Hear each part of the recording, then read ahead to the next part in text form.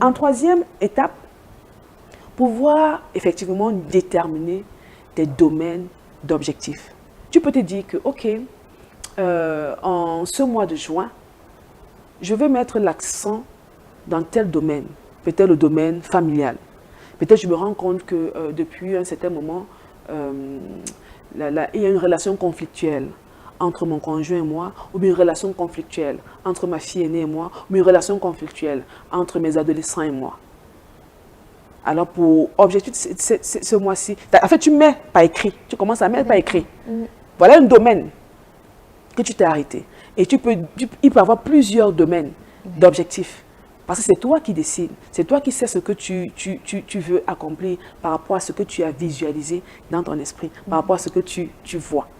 Maintenant, en quatrième lieu, il faut passer en revue toute la liste là, ce que tu as fait en amont, dans la détermination de tes différents domaines d'objectifs.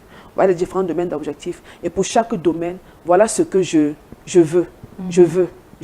Tu les cites, tu les listes et tu passes en revue. Quand tu les passes en revue maintenant, ça te permet de pouvoir circonscrire, c'est-à-dire les classer par ordre de priorité. Par ordre de priorité. Et en cinquième étape, il va falloir, t'arrêter des objectifs SMART. Je m'explique. Oui. Parce qu'en amont, tu as listé tout ce que tu veux par rapport au domaine familial, par rapport au domaine social, par rapport au domaine professionnel, par rapport au domaine académique. Tu as listé, fait une liste. Par rapport au domaine santé, je veux vraiment, j'aime à le dire, revenir là-dessus, parce que quand on est en surpoids, on est malade. Ça nous expose aux maladies. Je dois absolument, il va falloir que je perde cette année 10 kilos si je suis en surpoids, ou bien 8 kilos, ça dépend de toi. Ça dépend vraiment de toi. Ou bien, dans mon alimentation, il va falloir que je commence à réduire du sucre industriel. Et pour ce faire, peut-être tu consommais 5 sachets de sucre par jour, et tu peux donc noter, ok, par rapport à cette hygiène alimentaire, par rapport à cette réduction de consommation de sucre, il va falloir que chaque semaine, je réduise un sachet. Oui, là, c'est spécifique. Il va falloir qu'au terme du mois de juin, que j'ai pu réduire la consommation de 4 sachets de sucre par jour et me retrouver à un sachet de sucre à la fin du mois de juin. Parce qu'au départ, tu as dit, je dois absolument réduire les quantités de sucre. Ça, c'était un objectif général par rapport à ta santé.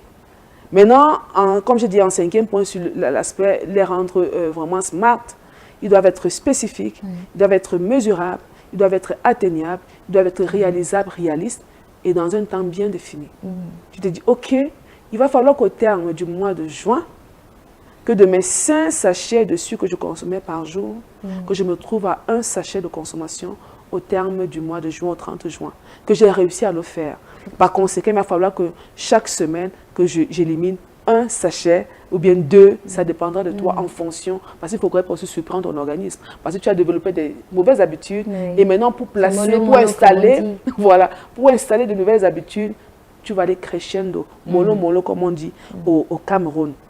Donc voilà, chers amis téléspectateurs, ce qu'il va falloir faire. Et maintenant, en 6e étape, il va falloir